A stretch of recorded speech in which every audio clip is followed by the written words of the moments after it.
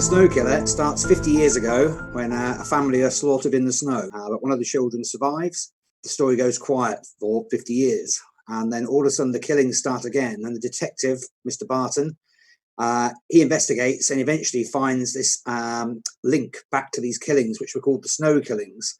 And then he realizes the snow killer is active again, and the story is generally about him trying to trace that person down.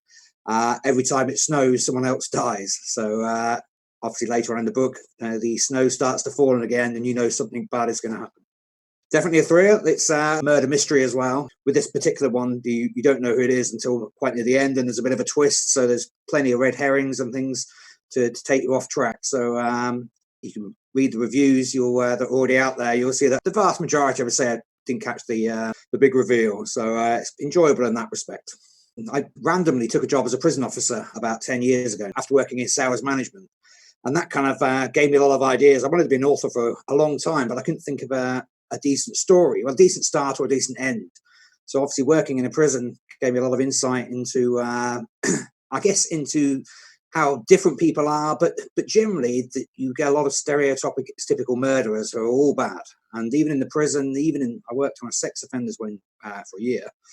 And even on there, most people, everyone was not all bad. And that kind of got this idea that I could write about a killer who was doing terrible things, but generally was actually a fairly reasonable person. And I like the idea of trying to mess with the genre, making the detective, as opposed to being the depressed alcoholic slumped in his one-bedroom flat with a divorce.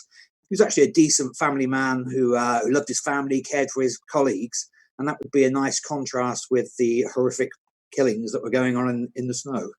I based him on a senior officer that I used to work with in the prison who had a real presence, and he walked onto the wings, and even though he was kind of a nice guy, no one ever wanted to mess with him, but he was very good at his job, and the staff liked him, and that was really what I based it on. And people can relate to the fact his kids waking him up at ridiculous hours, doesn't actually get much time with his wife. He thinks he's in control of everything at home, but really it's actually his wife that's running the show, and all that. So there's quite a lot of humor involved in it as well.